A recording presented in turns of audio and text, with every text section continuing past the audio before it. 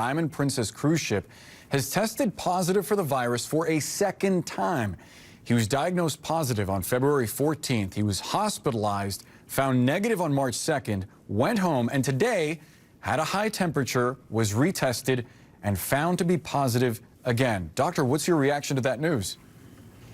Well, I think that this is a likely indication of relapse in a patient. We did see this in the SARS epidemic, that there were many patients who were treated with steroids, other things, and a few weeks later did have relapse. So this is not unheard of when it comes to a viral infection. Yeah, now I want to get to those viewer questions too. Come Monday, kids are going to have no school in some areas. The vast majority of them are closed. You've made the point previously that young people need to understand that they can get sick, that this is not a snow day.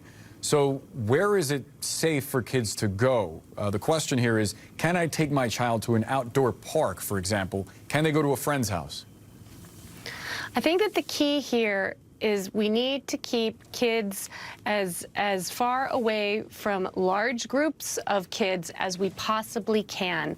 The issue here is not that kids are necessarily going to be as ill as the adults that we worry about. Kids do not get as sick, but they can drive infection, and they can spread it to older people. They can spread it to their grandparents. They can spread it to their sister who has an immune deficiency, or to the neighbor who is undergoing chemotherapy. And so it's really important that everybody stay as far away from large groups as possible. It's a very complicated and difficult situation, and there's no one prescribed answer for each group, except we do not want to have large groups of people together, children, adults, anybody. Yeah, and Doctor, I wanted to fit this in too, because you have a really important message for everyone watching when it comes to what we need to do to protect the healthcare system. It could get burdened the way that we've seen in Italy, for example. Exactly. This is a very key point. We need to do everything we can to protect our healthcare workers. They are our most precious resource. If the healthcare workers get sick, then the health system will collapse. And this illness is long, so even if you're just thinking about healthcare workers getting ill, they're going to be ill for 2 to 3 weeks, and that takes them out of the system. Our PPE, the personal protective equipment stockage, is very low. If you don't need to go to the doctor, you should cancel the appointment if it is not something that is critical. Health systems should be thinking about, well, if they're elective surgeries, can we cancel them? Can we minimize just non-essential visits? I think that this is the key. Of course, you need to stay healthy. So if it's something important to your health, you need to do it. But just things that are not urgent or not seriously important, you should talk to your doctor and make your decision with your doctor about, do I really need to come in right now? Yeah. I think this is very, very important at this moment.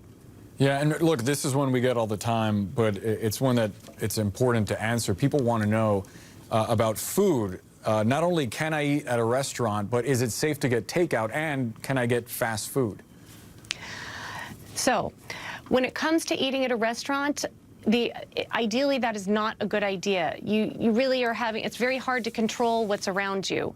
If you must go out, be in a place that is not crowded, stay as far away from other people, be mindful of the fact that servers will be touching your food, that there'll be the glass that gets handed to you will be touched by someone. You have to think about every single step of the way. So my recommendation to people, if they don't need to go out, don't go out. In terms of takeout, it's a good question. My suggestion is that takeout is better than going to a restaurant. When you get the food, just wipe down the containers that you'll get.